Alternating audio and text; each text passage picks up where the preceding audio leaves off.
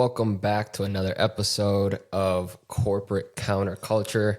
You've got your two hosts here. We got Bryan Martins and we got our buddy on the other side of the country here. Bryan Taylor. Yes, sir. Yes, sir. And we're excited to get back into another interesting topic. We got some good insights, some good stories, specifically relating to, of course, prospecting. Everybody's doing it. Beginning of the year, everybody's back to square one, back to $0 on the board. And we're trying to kind of build up that pipeline, keep the momentum going. If you already had a little bit of momentum in from the previous year, but more so than ever, prospecting at the beginning of the year is definitely where a lot of that heavy loaded upfront work is going to be. So we had a couple of good stories. We were just chatting it up and figured might as well get into discussing, sharing kind of what we're going through, what we've seen so far. I'll let Bryan take it away and get into the first bit of the topic here. Yeah. So I think one thing that salespeople, that we always are interested in, invested in, and hopeful for is the BDR relationship, the marketing relationship, and how that can benefit us, right? We're hoping that they bring us warm leads. We hope that they can qualify leads and help us to get to a better prospect or someone who's interested and then close that deal faster. So in attempts to do that, I know a lot of salespeople who have very good, close relationships with their BDR team or their marketing team. I try to do the same. Where I see friction a lot of times is as salespeople, we have our goal. As BDRs, as marketing people, they have their goals, right? And so one thing I've noticed is a lot of people are now starting to manage or withhold their information. And reason being, there's plenty of situations that can go different ways. Like, let's say you're sharing data back and forth. Who gets the call and who makes the meeting, right? That becomes an issue because let's say you pass some information to a BDR. He has a process that he has to follow, or she, and their authority and influence is under their boss. Yours is under your boss. Marketing the same. So I've even had situations myself where I've shared with BDRs or marketing people and say, hey, I'm looking at this account, or hey, I'm looking at this account. And even my strategies. Now what happens is, though, as a salesperson, we have a little bit more longer leash. I'll say that. So I understand where it kind of gets messy.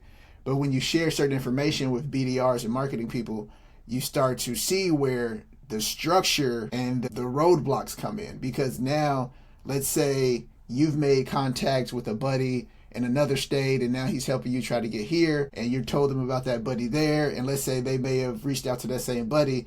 That may be another person's sales territory. Even though you're not necessarily calling them for that sales territory to do business there, you're just saying, hey, I know you are under this person in the sales org out here in my territory, was trying to get in touch with him, have some pretty awesome value that we could provide for you. Would love to hop on a call with your boss if you get a chance, or your coworker, partner, whatever, when the chance provides.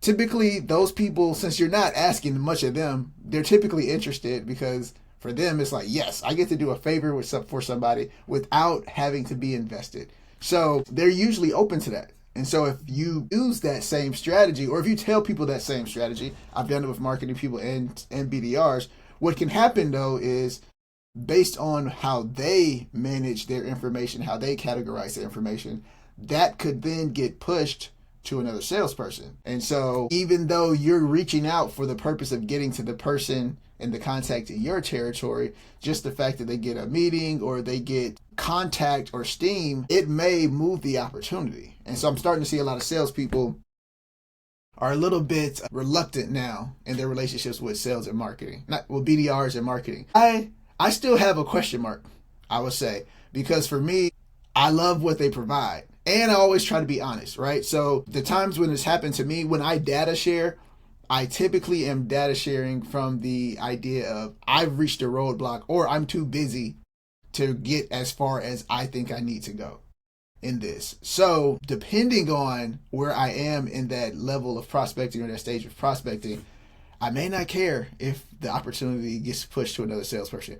But there's some big names, there's some small names. You think there's some quick wins or some accounts that could really have a big revenue attached to them. You want those deals. So the question is, and I'm going to pass it to Bryan, how do you deal with your relationship with your BDRs? How do you deal with your relationship with marketing?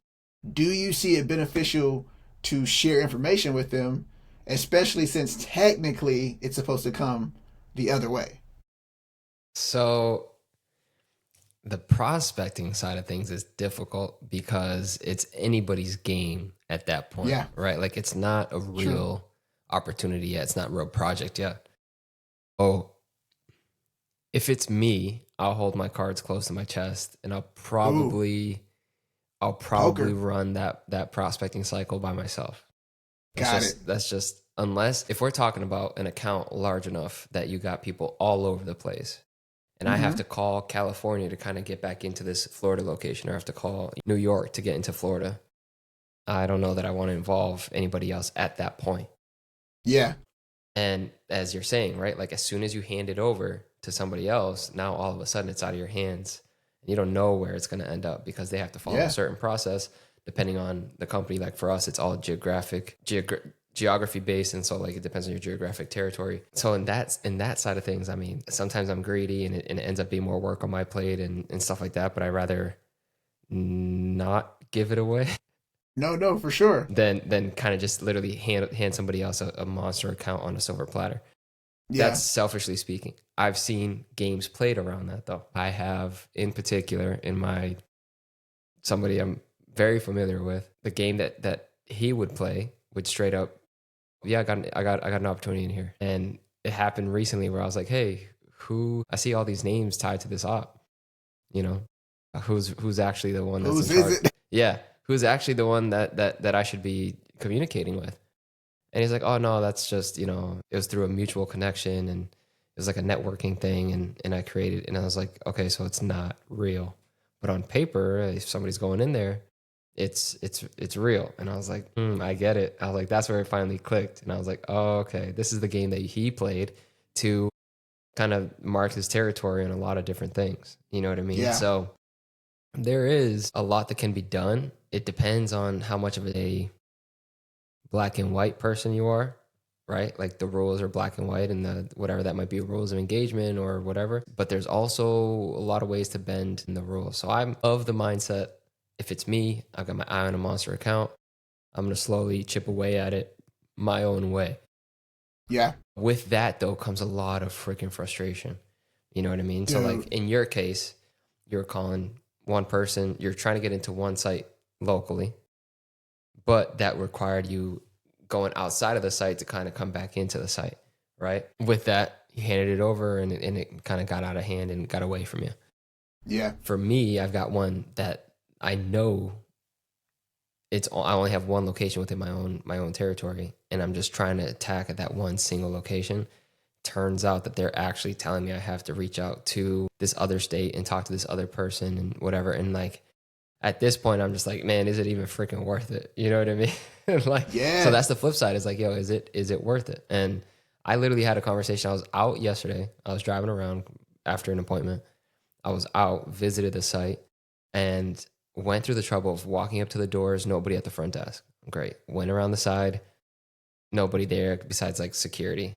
I dropped the word procurement. She's like, what? I was like, purchasing? Who buys your stuff? I don't know. Oh no, she said Michelle in HR. I was like, what? Michelle in HR? Yeah, Michelle in HR. It's like, I was like, okay, lady. And then I leave and I straight up just sit there and dial and get through like their 1-800 help number. I'm like, dude, all I'm trying to do is get a hold of this one person in procurement. Yeah. You have to write a letter to our HQ in this location. I was like, I have to write a letter. Yo. Yes, write a letter as a vendor seeking business, and they'll it might find its way to the right. And I was like, bro, there's no way that's what I'm gonna be doing. So that's where I was just like, I might just cut my losses. You know what I mean? I don't know.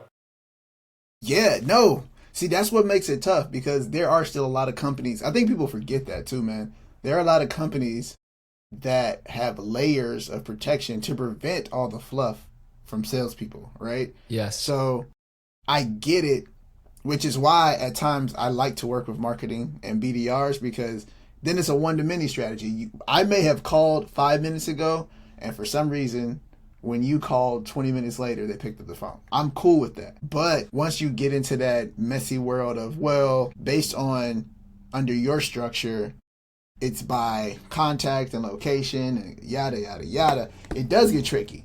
But yeah, I don't know. I'm still debating on, I think typically I hold my cards close. With, I want to I want to surpass my goal. I would like to surpass my goal by like June, dude, to be honest, like, and be clear. Yeah. So it just feels like last year versus this year, either I have to do it all in now or it just gets dry.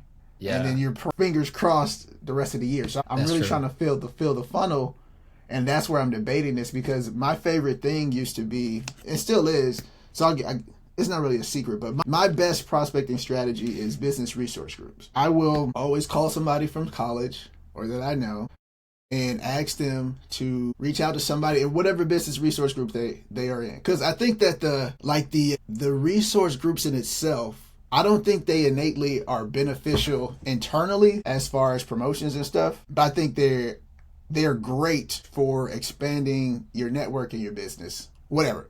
So like, let's say like UPS used to have every ethnicity, African American resource group, Asian, Latino, Latinx, or baseball teams, anything you could think of, right? So it's very easy for me to reach out to somebody who may have been at UPS or it may have been another place I know. Let's say it's Google or somewhere, and reach out to them in LA, ask them if they know anybody in this area. They'll say no. I'll say, yo, do you mind putting in one of your networks and sending that question out? They'll send the question out. Typically somebody from across the country answers because they're in the resource group together, and then I'll get to somebody. Like, it doesn't work all the time, but a good 20%. If it's a big enough company, this 20% is enough for me for it to work. So that leads to, okay, this person is in LA, but this person is in New York, and then this person is in Atlanta, this person is in Texas. But once I get to the person I need eventually, I got them. But if I spread that out to marketing or BDRs, they may get to the person in New York that I mentioned on my notes or something, call this person. They may call that person for me, but then now that might go to the New York rep. And so that's where it gets tricky, even though I teed it up. So I am holding my cards close, but I'm also, I don't know, man, I'm trying to debate, like, is the risk worth the reward in chasing the goal so early on in the year? Yeah, man. I mean, at that point, I wonder if there's a way to like create some form of like campaign that's like, Bryan Taylor's campaign, right? I tried that. So did you? What happened? Yeah, and so this is where I understand marketing and I give them grace is because the way to typically, let's say it's a drip campaign. So you typically do the drip campaign. If somebody responds or fills out the form, if you have everything automated right, what's going to happen is by location, when they fill that form out, it's supposed to ping the rep of that area automatically. Trying to convince a marketing person to change that, even though it's fairly easy, but giving them extra work in their head, they're like, hell nah. I could just press go on this one and not touch it. It's going to work if it works. It'll just go to a different rep. You want me to tinker around with it for another hour or something and test it and this and that? Most of the time they're like, hell no. Or they'll say yes, and then when it happens, oh, my bad. So that's where I kind of in my feelings about, hey, what's the best way to approach this year when trying to cast a wide net? Yeah, no, I'm with you, bro. I'm with you, because at the end of the day, there's only so much a single person can do. There's only so much you can take on. You know what I mean? So like that's honestly, like, that's where the SDRs, the BDRs come in. Is true. Hey man, like this is my target. You help me get there. They get paid on whatever they're able to bring in and all whatever. So it's a win-win if it gets to that point. The issue is just like being very, very clear about the targeting aspect. So like for me, maybe it's an email, maybe it's like in my mind, I'm like, what I would do with my leader, their leader, hey, this is what I'm trying to do. This is what it's likely going to take to make that happen. Ooh, that's a good point. You know what I mean? Like, let's just make sure that we're all on the same page here. This is my target account. We're gonna cast a wide net. We're gonna call people all over the country. But the end goal is this location in this place if we get there, doesn't matter where or how we get there. how it didn't matter where it was routed through, it's gonna come back to me because of this. You know what I mean? That's Maybe it's true. something I like like that, that. dude. Yo, I'm actually gonna take that as a note, bro. That's actually smart. I like that. Yeah, because then that way it's like, okay, dude, we all are on the same team at the end of the day. You know what I mean? So, Yeah, but let's just give credit where credit's due. You know, to you for identifying the target account, to the BDR for making the final connection, and we're all happy. That's what I would do. that's a good point. And you know what? That's a good point. I think that's the best way. I think even if I thought that was a possibility before, I may have not done it just from the idea of not putting accountability or responsibility on the BDR or the marketing person. Mm. You know what I mean? Mm-hmm. So now maybe putting together a good case of why we should hold each other accountable to this project. That probably is the best and safest strategy, to be honest. Yeah, yeah. I mean, anything that could brew some like misinterpretation or whatever, you know what I mean? It's always better just kind of air it out, address the Yeah, elephant in the yeah, room, and like be very very clear about the target, like that's right out true. of the gate. That is That's true. Cause that would be my way to go about it. You know what I mean? Without a doubt. dude, cause that's good. Cause I'm so bullish on selling the BDR marketing person. I always give them a call, bro. Imagine a world where we land the biggest Yeah. account in this fucking company. I got Yeah. some context. If we just get to one of these, we don't even have to close it. If we just get the meeting, we can let our bosses do the rest of the work. Yeah. And they're Literally. like, oh, shit, you're right. And so, we always, Yeah. that's enough for them to get invested. I'm like, and I don't even need you to, put it on your radar, but when you got some free time, yo, for sure. Yes. But Yes. yeah, I probably need to back that up though, so that for protection purposes. Yes. And that's exactly what I'm saying. Like, just everything that is pertinent to this discussion down the line, who originated the target, who went through the trouble, whatever, what the end result is supposed to be, and then you fill in Yeah, and then you fill in the rest of the rainbow. Aside from that, right? Like you said, like on a one-on-one call, and here's the target, and this is what it's going to take, and let's team up. Sure, but the overall plan is laid out for everybody to see. yeah, true, I like true. that. That's what Yeah, I would yeah. do. That's what I would do. I'm gonna put that in. That's good words. I'm gonna put that in there, dude. Yeah, I like that. little brainstorming session on the fly. Yeah, I mean, yeah, because that's the other part too, though, right? Like even like on the prospecting topic, the general fatigue of what it takes to get to the right person, right? Like how many people are getting calls and how many companies are set up for roadblocks along the way and filtering and all that other stuff. So there is yeah. that flip side of things too. And like I do feel bad sometimes when I'm calling somebody and they just want to get the F off the phone, or I if know, I'm like bro. stopping in, people are looking at me like I got seven heads. Like I literally had that happen yesterday where I left an appointment. I was like, dude, I'm already here. Drove by a million warehouses. Let me just stop into all these places, drop off a card and a flyer and all this. And they're looking at me Yeah. like I'm crazy. Like one was like yesterday, I went to a supermarket chain, DC. Of course, Come there's a on. there's a gate, right? And of course, Yep. the person at the gate knows nothing about, like, all they know is the name that's on the sign, but they know nothing about what's going on internally. They don't know who comes and goes. They don't know what happens in that facility. They're just hired by whatever it is, Security Alliance or some shit. Yeah. And so I was just like, hey, I don't have an appointment. I want to drop this off. I want to give this to the purchasing director or whatever, like whoever's in procurement. Is there an office I can stop into? No. Okay. Do you have a name? Okay. If I give it to you, can you give it to that person? And they're like, yeah. And I was like, okay, who are you going to give it to? Like, if you're going to give it to somebody, who are you going to Yeah. hand it to? Right. I'm trying to get the name out of her. The first person I see, she literally turns to me and says, I'm going to give it to the first person I see. I was like, all right, lady. Like, I guess this is just a waste of both of our times. Barbara Jean. Come on, Barbara Yeah, Jean. literally. I was like, okay, lady, like this is not at all what I was talking about. And so I was just, Yeah. same type of deal. Like they're just looking at you like you got six heads. And so like different one right across the street from that one. Literally drive across the stoplight. And I was like, hey man, I don't got an appointment. I just gotta drop this off. And they're just like, all right, cool, thanks. And just like chuck it in a pile. I was like, No, this dude, sucks. I know. Yeah. So like there is that. And then on the flip side of that, it's like I got to the DC manager. I stalked this guy online on LinkedIn and finally got him to pick up the phone after like 6 tries before, maybe more, after like a dozen calls all throughout of last year. And I was like, hey man, this is what I'm selling. Who is the right person to talk to? And I don't know. And I was like, you're the manager. Like you run this place. Like I just saw you hit President's Club for running a good ship. Like you're doing a good job.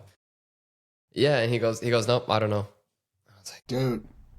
So before let's put a pin right there and come back to prospecting. But you said something that irks the shit out of me.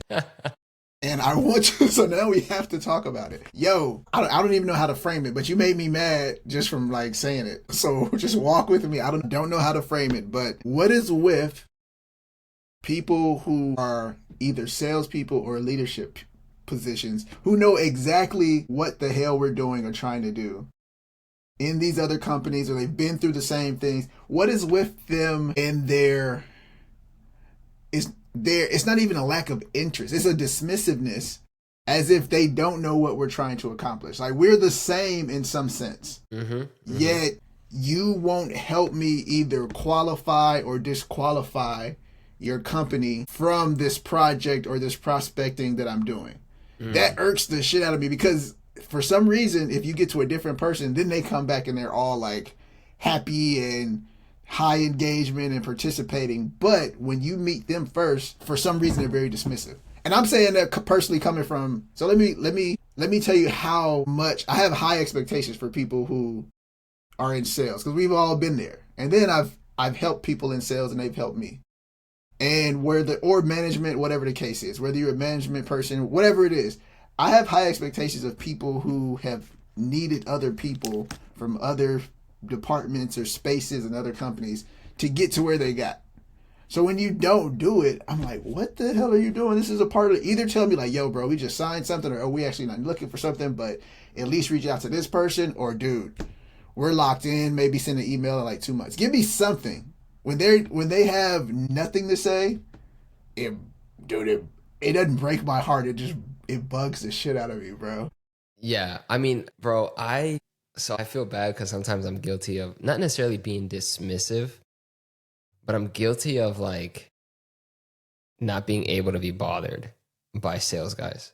Granted, at the same time, I'm also get annoyed at the fact that like you're approaching me, seeing that I have a sales, especially on like LinkedIn and stuff like that. You see I have a sales title. In what world will I know the purchasing processes and the specifics of our vendors and stuff like that? I'm like, that's not me, bro. Like, I don't know. You know what I mean? So like at the same time, I'm like, okay, I'm not going to reach out directly to a sales guy and be like, oh, who do you guys, use for your urinal cakes? And he's going to be like, what?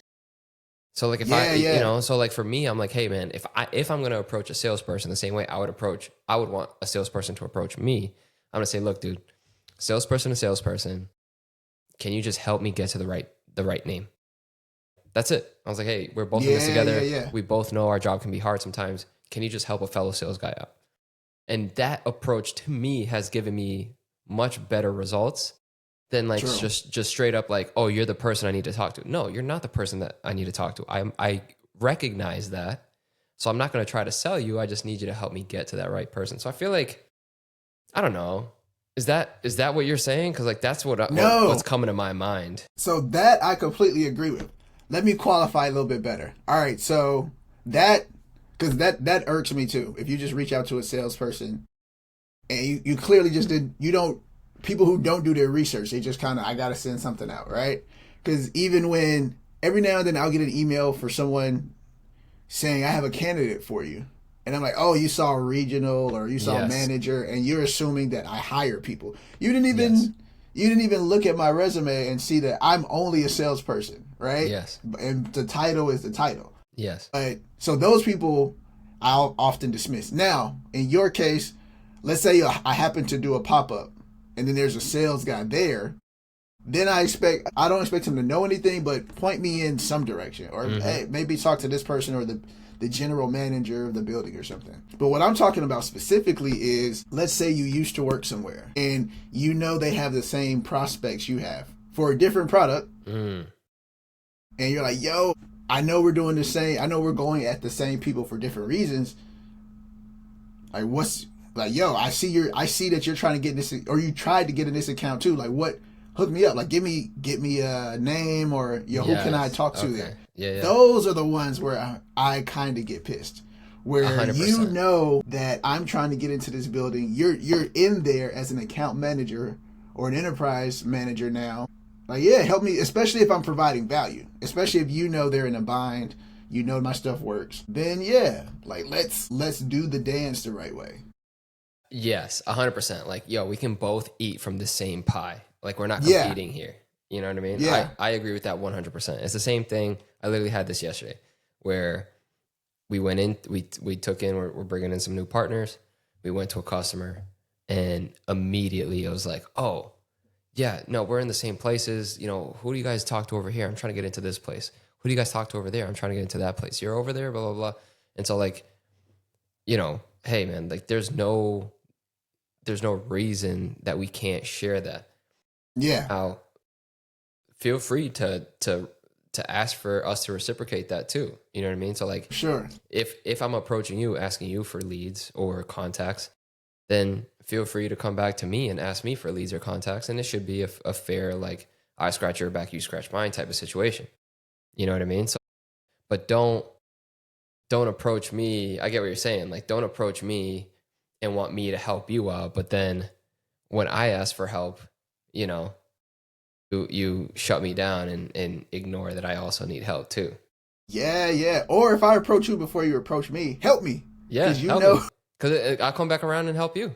I'll come back around and help you. Especially, my biggest pet peeve with that specifically is if I know, based on the size of the account, the sales person or the procurement guy is probably also the owner. You know what I mean? Yeah. Like if you're dealing with the company $5 million or less, you're probably talking to somebody one contact away from the owner. This person probably has been in the business since the beginning. It's probably their business, and they're just in a different title or capacity than the person who is titled CEO. Yeah. Then for sure, hook me up. Yeah. No, I'm with you 100%. 100%. Yeah. It's just it's a tough world out there, man. It's a tough world. Yeah. But yeah. it is funny though.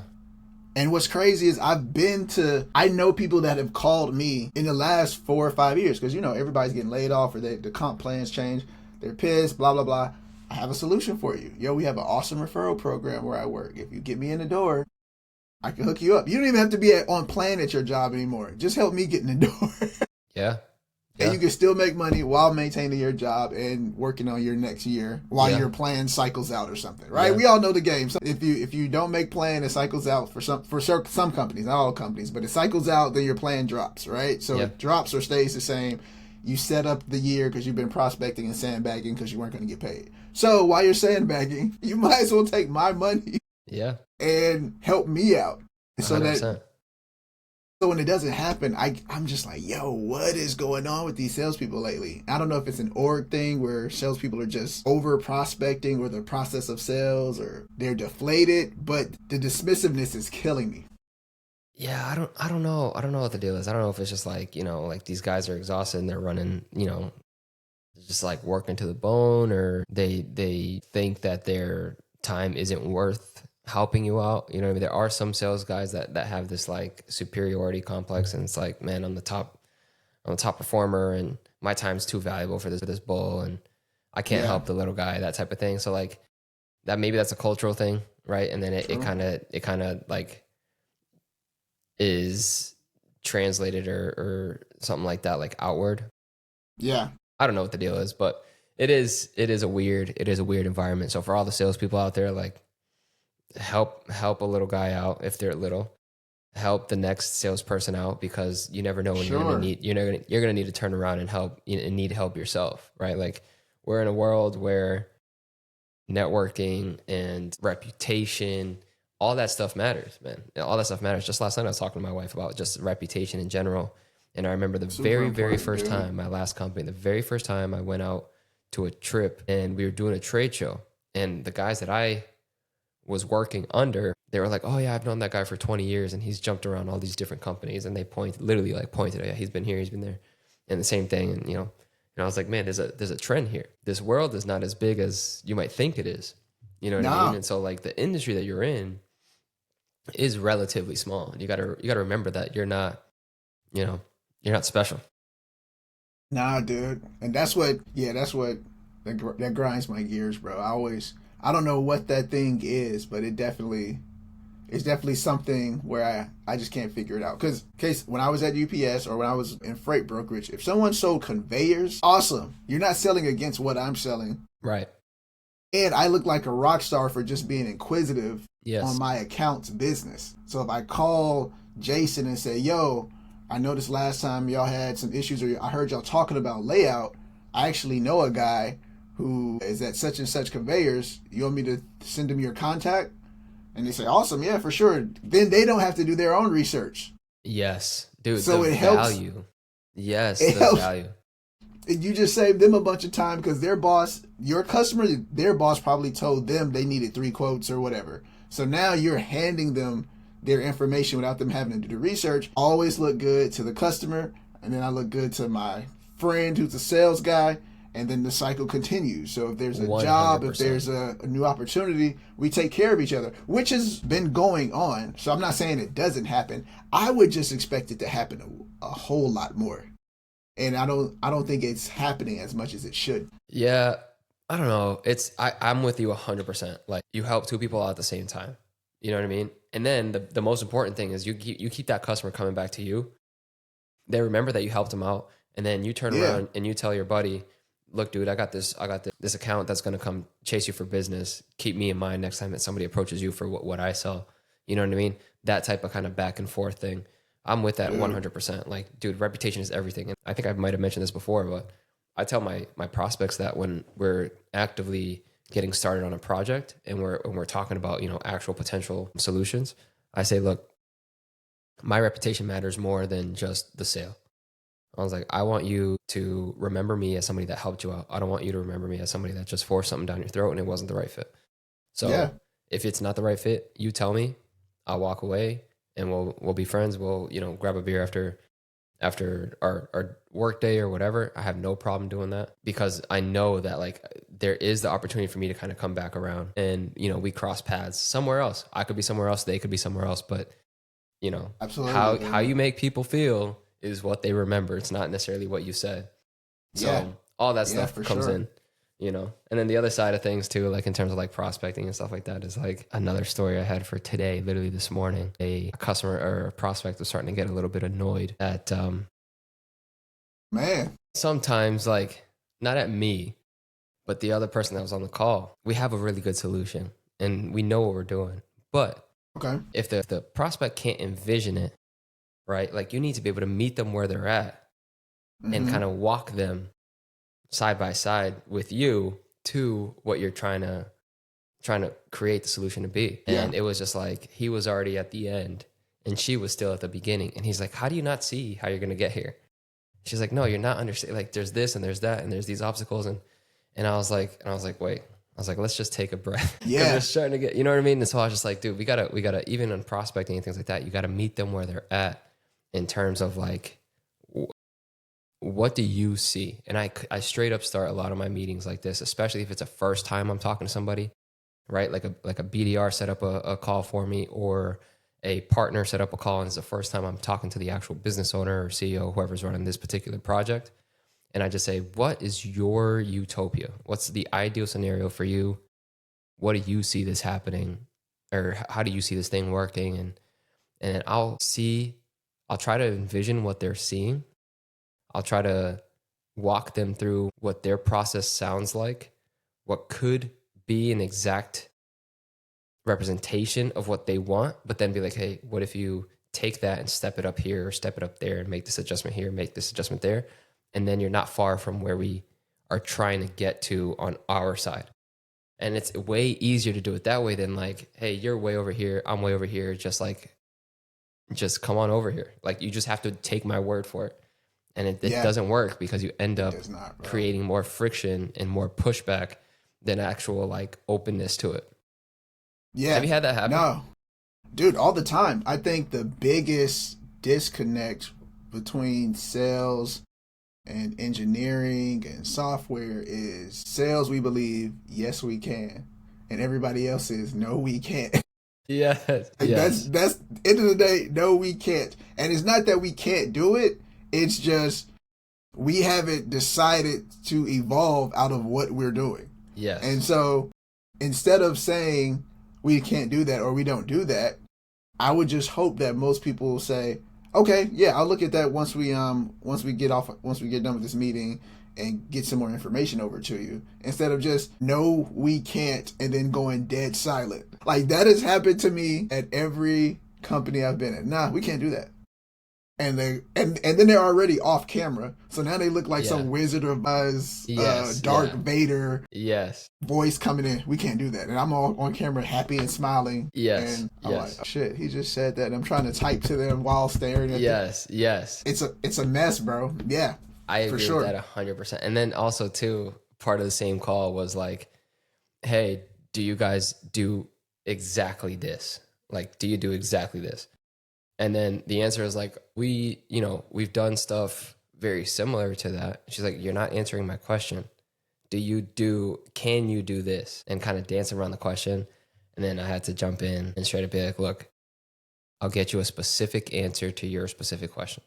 I don't know off the top of my head, but I will get you a specific answer to your specific question. And she felt a sense of relief of like, okay, Yeah, they're not just trying to BS me here.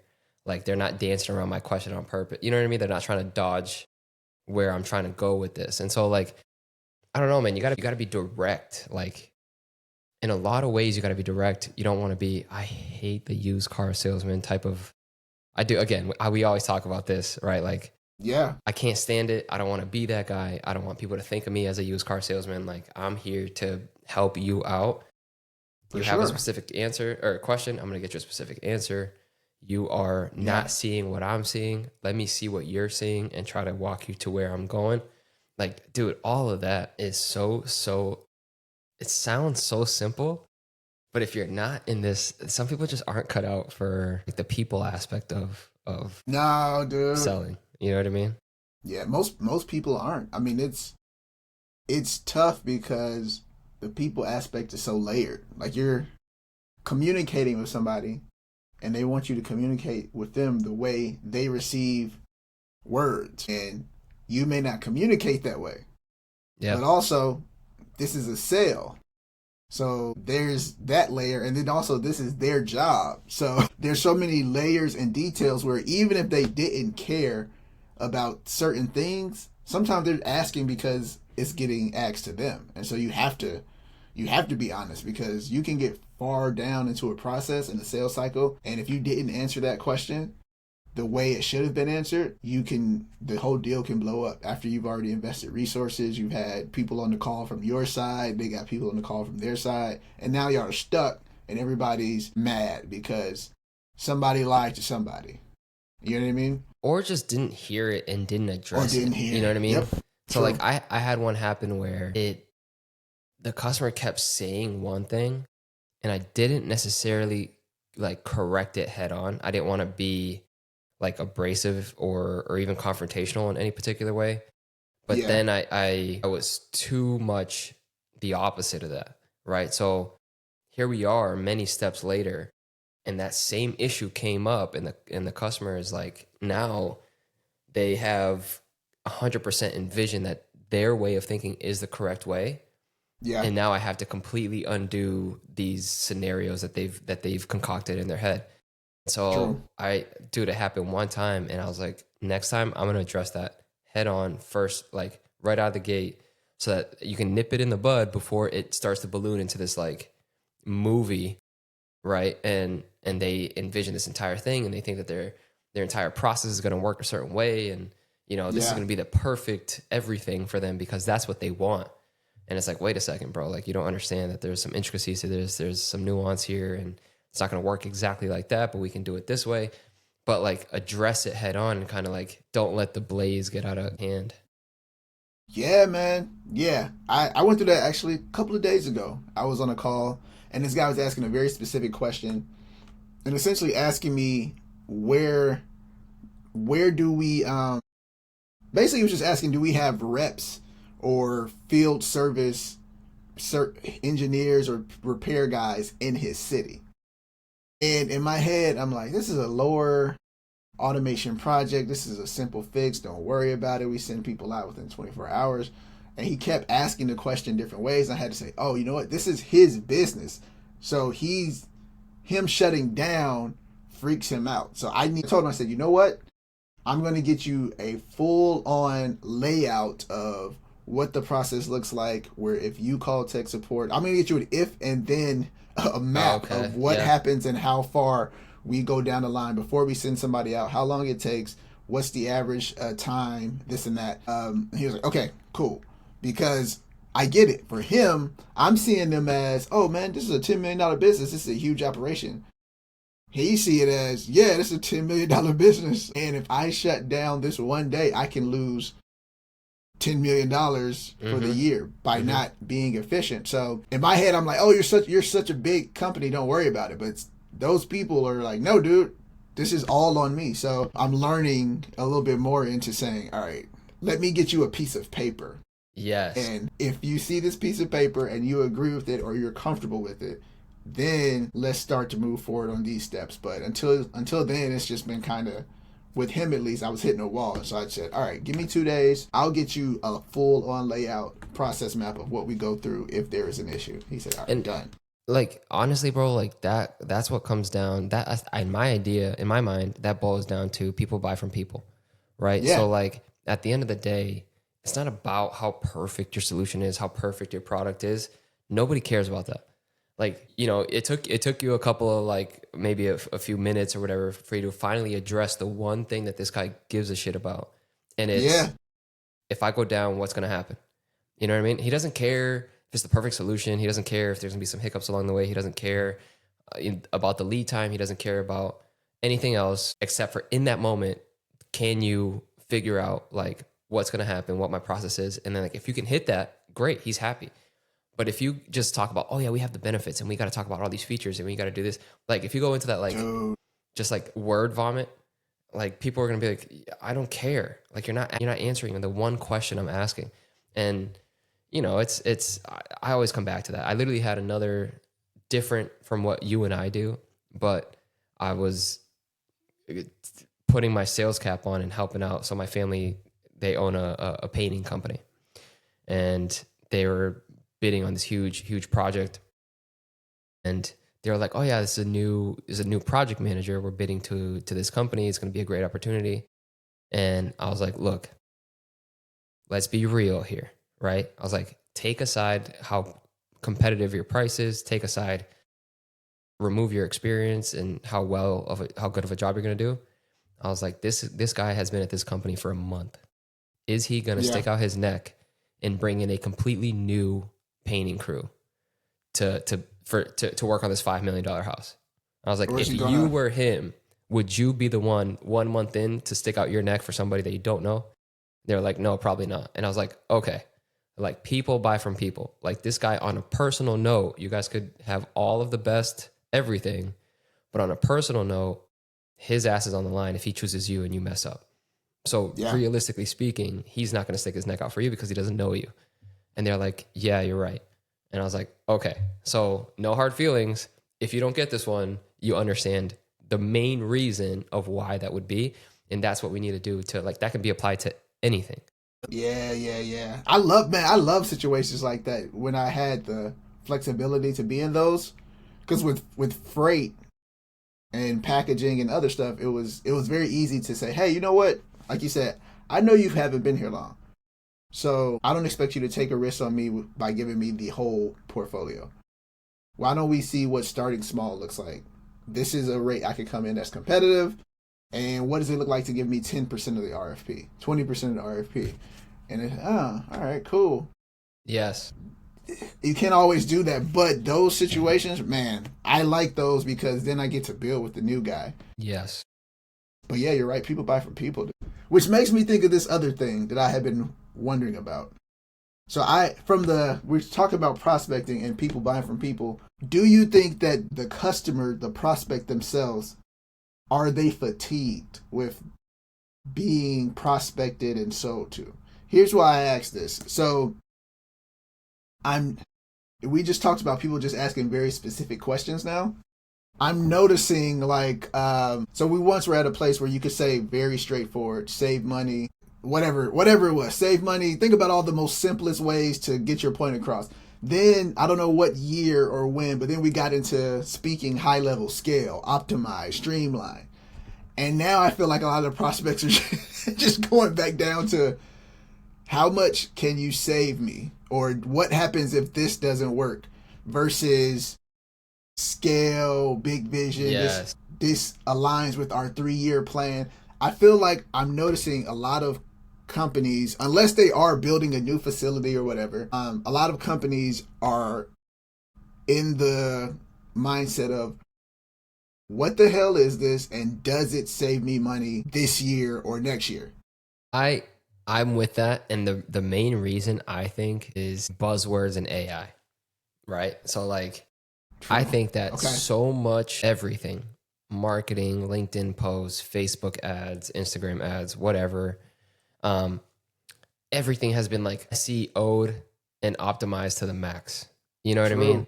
And Yeah. so everything gets watered down. Like at one point, they're like, okay, you're just regurgitating some AI generated crap. Like True. I don't care about that. I don't care about the optimization. I don't care about the scalability, and I don't care about the ROI or whatever. Like you're saying, I care about saving money on this, in this moment, on this line, in this building this year. You know what I mean? Yeah. Like, can you address that? And again, that's why I straight up start a lot of my discovery calls with, why are you taking this call? What are you envisioning? What are you hoping to get out of this project? And it's like, okay, let me just take it in, see what's important to them, and then go from there. And then it's like, I've also learned customer says something, prospect says something, and then you say, what I'm hearing is this, and let them correct you along the way. Yeah. You know what I mean? Confirmation. Yeah. Confirmation. Yeah. So what I'm hearing is this. Sometimes you can even throw in there a little trick, is to throw in there something that is incorrect on purpose, and see how engaged they're like actually are with the conversation, and then go from there. But like in general, you have to humanize the interaction, not just like AI. I think AI and all this stuff has destroyed a lot of like, I don't know, man, a lot of it's not even destroyed. It's like you're saying, it's generated a fatigue. Like people don't want to hear the buzzwords. It loses its value in that sense. Yeah. I think that's what ended up happening. It's just like a lot of these words lost their actual value, because how can everything be the solution?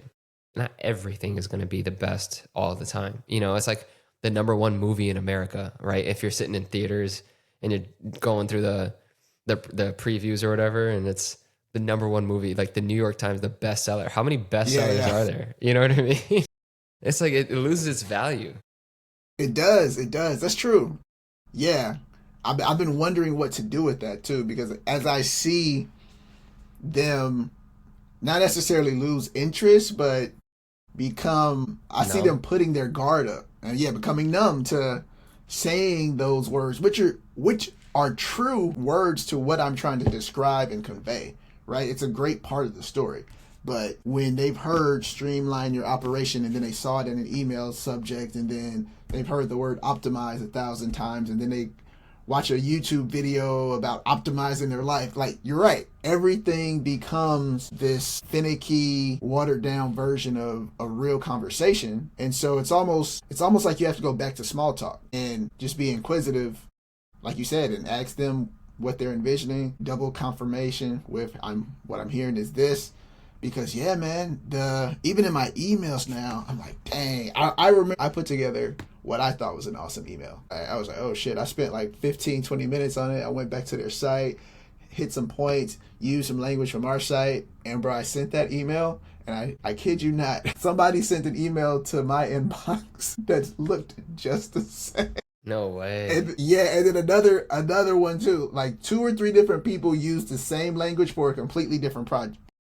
Wow. And I was like, bro, this is terrible. Yeah. We're all saying the same thing. And if they're shooting blind, it doesn't matter if mine's is actually directed toward your product. If they're just shooting blind and using the same words too, I get it. I get how you could be fatigued. I get how those words can be triggers for you now. Yeah, man. It's like, it's funny because like a little while ago there was a reel or a TikTok, I don't know. And the guy is just like, it's like these guys pitching to a venture capitalist group or something. And they're like, oh, I have the perfect presentation. It's the perfect solution. And they're just like, boom, like on the PowerPoint, boom, AI. And the guy's like, great. I love it. What else do you got? And he's like, that's it.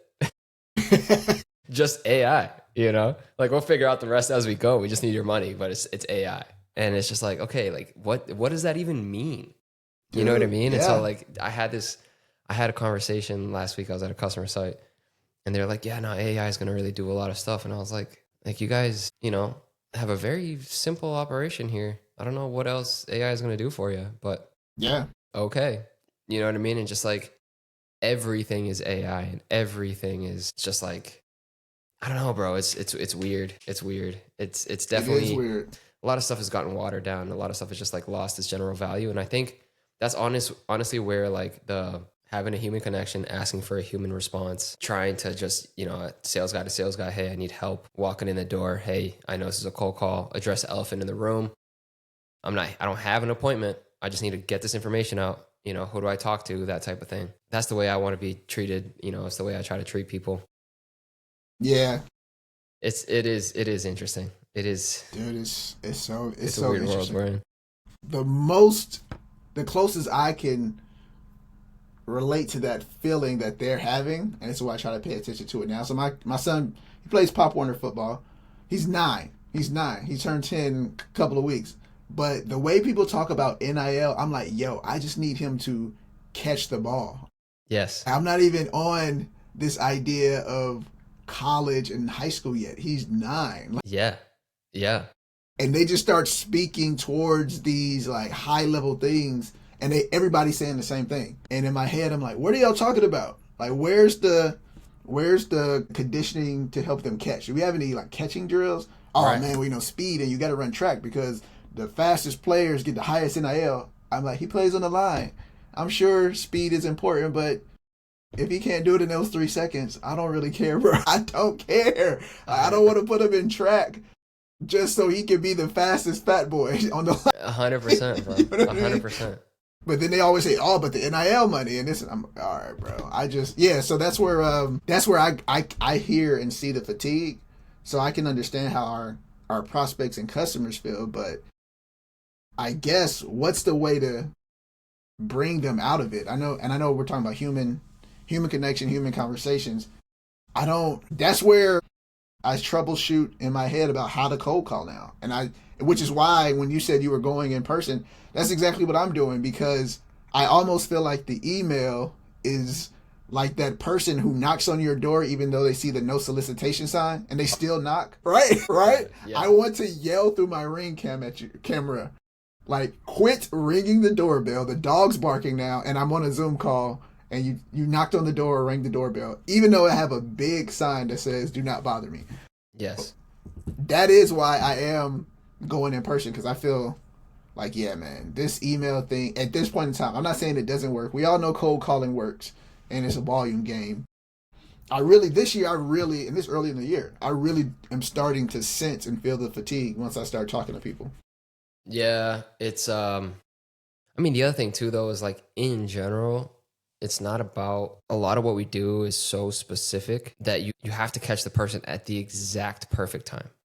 At the exact perfect time. And so, you could be a day too late. You could be a day too early. I had literally last week, I stopped in a place cold calling again in person. Stopped in a place because I was like, hey man, I drove around back, noticed a UPS trailer, and I was like, you guys are moving a lot of product. Let's talk about it. And he's like, bro, I literally had the Uline guy here yesterday. He's like, you could not have timed this better. And I was like, I guess, you know what I mean? But like, it's all about, it's luck, bro. It's luck, you know? And there are certain things that you can control. Your effort, you can't control. Again, the human element, how you talk to people and stuff like that, like your messaging you can control.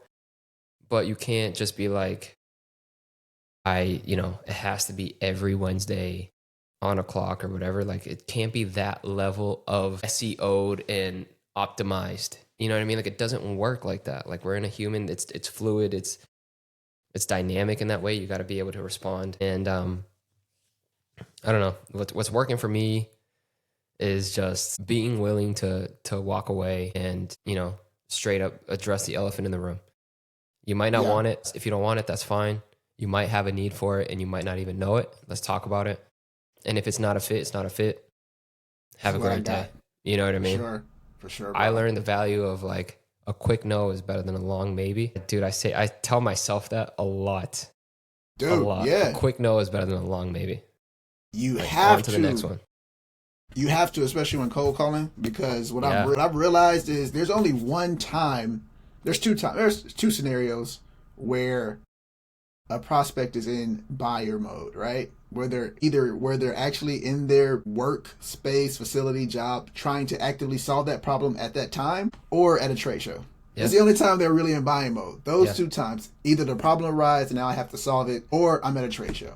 So if they're not in buyer mode, then disqualify me, dismiss me. Like, tell me you're not interested. Tell me you got a boyfriend, whatever. Yeah, 100%. Get rid of 100%. For sure, dude. Man, that was a good one, man. I think we got some good stuff out there. Yeah, no, this was good. This was like a brainstorming session. So we'll see. Now you have to report back and see kind of how it went. Yeah, no, I'm for sure, dude. I'm gonna try to. I'm actually gonna try that BDR collaboration with the leadership. See how that goes. Yeah, I actually wrote that down. Yeah, lately I've been dedicating 2 full days to prospecting. So I'll just dismiss. I'll ignore the emails as much as I can. Yeah. Do my outreach and then as much as I can one day, and then physically try to go out one day. Yep. So at least I get 2 full days, bro. Yeah. Because there's so much. But even so, that's a slow process. For anybody that for anybody that's thinking about doing that same thing, man. I took a morning and I was like, okay, I got 3 good hours, and I think I hit like 5 places, and I was like, I didn't even get through half of this business park. There's nothing. It was slow. I know. There's nothing more deflating. You got to drive however many minutes or hours to the area. Yeah. Then you got to get there, see who actually is going to answer the door. Dance around lunchtime. So you got to sit, maybe do some admin while you're there. Yep. And then go back out there. Yeah, dude. For me, you said 3 hours, 5 locations.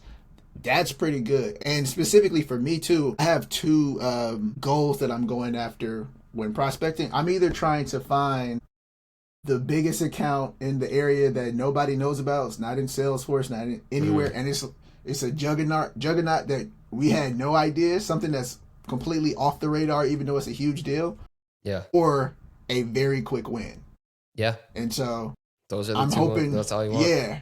I'm hoping those 2, if I could just get to one of those, and that's been my strategy. But yeah, you get somewhere, dude. You may get to talk to 5 locations, even if you drive to 10 or 20. Yeah. And the 20 is generous, but it's really like 5 to 10 locations, and you'll probably get 3 to 5 possible leads, maybe. But you'll probably only get to talk to 5 people or 5 of those locations. So. Yeah, man. It's a long road. Sales isn't for the weak. No.